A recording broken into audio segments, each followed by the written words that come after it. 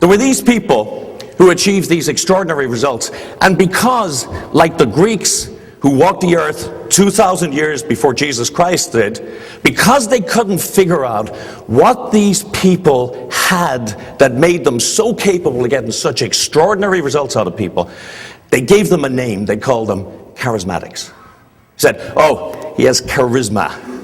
You know, charisma is like a big bucket that they use when they can't figure out why a person is able to get extraordinary results. Charisma, I don't know, is it because he's a great speaker? Yeah, but not really that. Is it because he listens? Yeah, but not just that. And so the Greeks coined that word. You know what it means literally? God-given gift. It means literally God-given gift. And so when we talk about charismatics today and we talk about charisma, we're talking about people having a God-given gift. And when you look at the people you consider to be genuinely charismatic, hell, they really do appear to have something like that. In the business world, it's no different. There are lots of them all around us. Growing up all the time, you recognize Steve Jobs, you recognize Welch, you may recognize Bezos, Branson from Virgin, and I always get the pronunciation of this wrong, Pierre Omidyar, who created eBay. People who were able to take a team of people and just light them up and zoom them to extraordinary productivity. And we call them charismatic leaders. And you know why we call them charismatic leaders? Because it absolves us of any responsibility for trying to be as good as them, because charisma is a God-given gift. And if you didn't get it, well, you shouldn't really be aspiring to it, because if the big guy decided you weren't getting it, well, that's just the way it is. Well, imagine the most charismatic person in the room is standing in the corner of the room with their head down and maybe a bag over their head and they're not moving. Said, no, everybody comes into the room. How charismatic an impact will they have on them? He said, well, nothing. He said, when does he start having charismatic impact? He said, when he turns and smiles at them, or he looks at them, or he touches. Oh, when he does something. So it's down to the way he behaves. And that was where we started from. We said, hell, it has to be the way you behave. It comes down to behavior. And if it's down to behavior, it means if you care to commit to assimilating the behaviors that charismatic leaders assimilate, you can become, by our definition, a charismatic leader who is a more engaging leader who, by definition, gets better results. That's a pretty good aspiration for a leader in this current marketplace. When we were kids, as we'd say in Ireland, fado, which means a long time ago. At Christmas, there were a couple of perennial presents. You always got a comic book. You know, it was kind of an annual, we called them. And somehow there was always a kaleidoscope in there as well. Now, the kids these days probably get an MS Windows 7.0 kaleidoscope application. I don't know, but we got this cardboard tube that came from Hong Kong, and it had a load of mirrors in the back end of it at all sorts of funny angles, and it had a load of little colored beads. And you looked through it, and when you turned it, you got these fantastic, I think they're called fractal patterns, but you got these wonderful patterns just like this. Here's the critical thing. All those beads in there, hundreds, thousands of them, you turn it even fractionally, and one bead slides and it moves a little bit. And the picture changed to something that probably has never been seen down that tube before. And will never be seen again. It changes dramatically. One beat. Charisma is just like that. Everybody has some of the beads in their behavior. You go through this and you realize every leader, by dint of the fact that they found themselves in that leadership position, are already adept at some of those behaviors. But if they can polish up one or two or three more, like the kaleidoscope, they can change the pattern out of sight. It is not a game of having to turn yourself inside out. It's a game of small changes in behavior that make a dramatic difference. And when you read the book, you'll see it is small things, and there are lots of them. Do you have to assimilate everything in every page? Absolutely not. You can change things overnight by changing small things.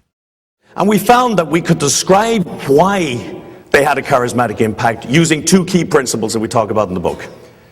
Every single English-speaking audience in the world knows what WIFM stands for. What's in it for me? And you're going to think I'm cynical, but let me say it anyway. When it comes down to it, most of what we do, most of the things that we do day to day, are done in our own self-interest. We do it because there's something in it for us. Now, strip away all the niceties, all the altruism, all of the societal norms and so on and so forth. We act in our own self-interest. What we found was the charismatic leaders understand this, whether it's intuitively or because they read a book. Well, couldn't it be because they read a book? Because nobody's ever said this before. We're first. So they either intuitively do that, and they said the only way to get Hisham to want to enthusiastically engage with what I want him to do for me is to know what he wants to get out of that. To know him well enough so that anything I ask him to do, he's able to identify, because of the way I work with him, what's in it for him. This is one of the best sentences, honestly, I think, in the book.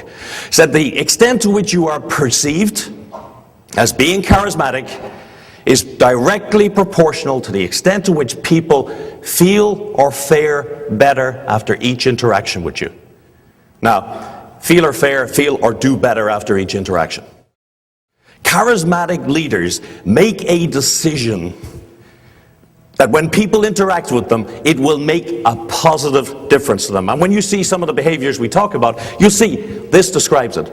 If you go out of here and you forget everything else I said, remember WIFM and remember the charismatic equation. And if that informs everything that you do in the way you interact with your people, you won't go wrong, even if you don't read the rest of the book.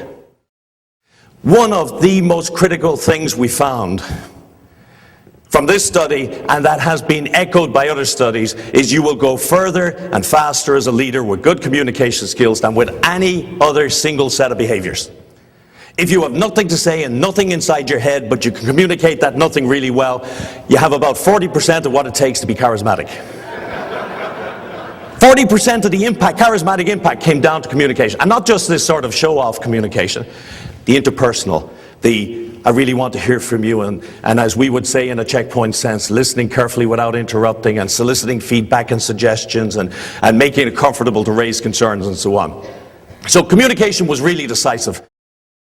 That framed statement of the vision that hangs in the hall of your organization means nothing to anybody except the 4 or 5 people who created it in a strategic meeting. It's important to have it because it says, here's why we exist.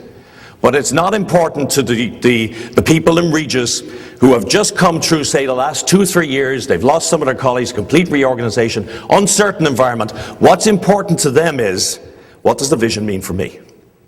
So, charismatic leaders reinterpret the vision so that it fits the people they're trying to motivate and engage. They know them well enough to be able to do that. Isn't it great when you deal with somebody enthusiastic? Isn't it great when you deal with the people in this room? When you see somebody who genuinely is enthusiastic about what they're doing, it's written all over their face. You know they're having a good, you know they love what they're doing.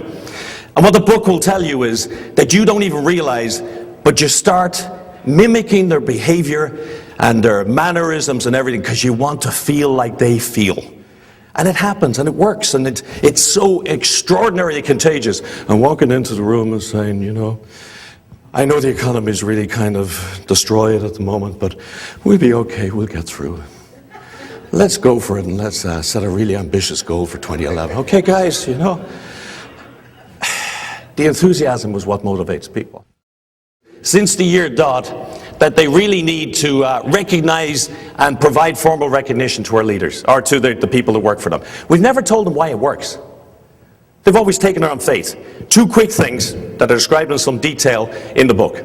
1, did you know when you give somebody praise and recognition, you cause a chemical reaction in their brain that causes a little squirt of serotonin and dopamine to be injected into their brain. Those are the feel-good chemicals that make you feel good from eating chocolate or from taking exercise and several other activities that I can't mention from the stage, but they are injected and just make you feel good. Now, if somebody says to you, God, Sia, that was a wonderful job, and the reason I say that is, and they praise you, and that injects the chemicals into your brain, you say, that feels pretty good. I think I'll do what I was doing again so I get a little bit more of that. And the second one is, I love it. I almost can't say it because I'm Irish. It's the norm of reciprocity. Okay? That's difficult to say for me. And that is, when you do somebody a turn, Cosmetic counters, ladies, or the Hare Krishna for anybody on the street. Hare Krishna guy comes up and gives you a beautiful book for free. They're broke, but they give you this $12 book, or you go onto the Clinique counter and you get a free sample that clearly has some serious value. The reason that works, the reason they do that and they give that away, and the reason charities send you expensive pens or send you Christmas cards at Christmas is because there's a psychological thing we all share in common called the norm of reciprocity that says, even if I don't like the person who's doing me a good turn, shoot, I have to do it back. So when you give somebody, do them the good turn of giving them feedback and make them feel good and making them feel good about themselves, they are indebted and they want to cooperate with you. That's why recognition works. It's chemical, it's psychological. Here are the two factors that drive a person's results. And boy, I know, like me, that you have always been subject to the power of another person's belief and their other person's expectations of you. You get it all the time from the profiles people. The single most decisive factor in driving an individual's productivity is the expectation their leader has of them. If they set the expectations high, now not ridiculously high, but they set it at a stretch, they do what Dale Carnegie called in 1932, they give them a good reputation to live up to. Jim Serbasco and Bud Haney, when they hired me, after they had about 4 martinis in me in the Lancaster House in London, that was before we started negotiating the package, by the way, Jim turned to me and he said it many times, he said, Derek, you're a really talented guy. You have such extraordinary talent. I'm looking forward to you being in this organization because I know that anything we give you to do, however much a stretch it is, you'll do it. And not only that, you're the sort of guy who brings everything in on time. What are you going to do when somebody gives you that reputation? You're not going to let it slip. The expectations that others have of you are extraordinary. The second driving factor is your expectations of yourself. All of the research is all laid out in the book. A great leader, a charismatic leader, sets the expectations for the people at a level that they achieve more than they thought they could. And when they achieve more, I can do more than I thought. Then their own self-expectations go up, and so they persist a little bit longer and get the results. Not because they're any better, but because they believe they should push to get the results. Charismatic leaders drive engagement. Engagement drives the bottom line, and any one of us can be more effectively charismatic, more commercially charismatic. All of you have behaviors already that contribute positively to you being an engaging leader. But I bet you don't know what they are.